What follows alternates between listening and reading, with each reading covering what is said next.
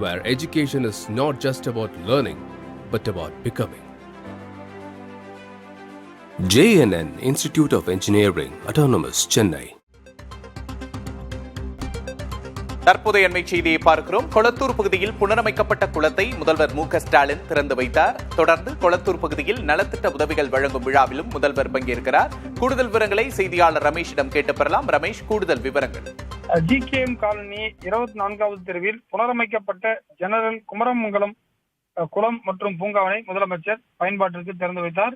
இதற்கு முன்பாக பாத்தீங்கன்னா GKM காலனி ஜம்புலிங்கம் பிரதான சாலையில் பாத்தீங்கன்னா அனிதா அச்சுவர் அகாடமியில் பயின்ற மாணவ மாணவிகள் 350 பேருக்கு தையல் எந்திரம், 131 நபர்களுக்கு லேப்டாப் மற்றும் கொளத்தூர் சட்டமன்ற அலுவலக வளாகத்தில் அமைந்துள்ள கண் மருத்துவமனையில் சிகிச்சை பெற்ற 100 நபர்களுக்கு இலவச கண்ணாடி ஆகியவற்றை தொடங்கி வைத்தார். அதுக்கு முன்பாக இந்து சமய அறநிலையத்துறை சார்பில் ராஜாஜி நகர் 8வது தெருவில் முதியோர் இல்லம் கட்டுவதற்கு அடிக்கல் நாட்டி கிட்டத்தட்ட 8 கோடி ரூபாய் செலவில் இந்த HRNC ஃபண்ட் மூலியமாக அங்கு ஒரு முதியோருக்கான அங்க தங்கும் இடம் கட்டப்பட்டிருக்கிறது. அதற்கான அடிக்கல் நாட்டு விழாவில் முதலமைச்சர் பங்கேற்றிருக்கார். இதனை தொடர்ச்சியாக பெரியார் நகர் மெட்ரிகுலேஷன் பள்ளி விளையாட்டு மைதானத்தில் 150 மாற்றுத்திறனாளிகளுக்கு 3 சக்கர வாகனங்களையும் முதலமைச்சர் வழங்கியிருக்கார். இதுல மேயர் பிரியா, அதே போல சட்டமன்ற உறுப்பினர்கள் தாயகம் கவி உள்ளிட்டோரும், அமைச்சர் சேகர்பாபு உள்ளிட்டோரும் பங்கேற்றிருக்கிறார்கள்.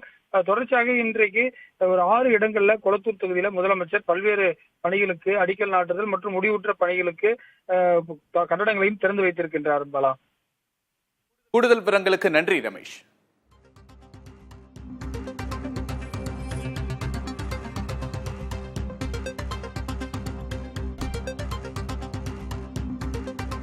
கொளத்தூரில் நலத்திட்ட உதவிகள் வழங்கும் விழாவில் முதல்வர் பங்கேற்றிருக்கிறார்.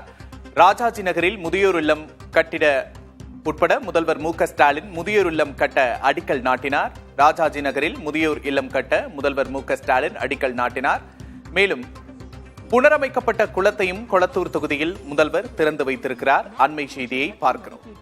குளம் ஆழப்படுத்தும் பணிகள், புதிய குளக்கரை அமைத்தல், 460 மீட்டர் நீளத்திற்கு நடைபாதை மற்றும் 500 மீட்டர் நீளத்திற்கு சுற்றுச்சுவர் அமைத்தல். Where education is not just about learning, but about becoming. JNN Institute of Engineering, Autonomous, Chennai.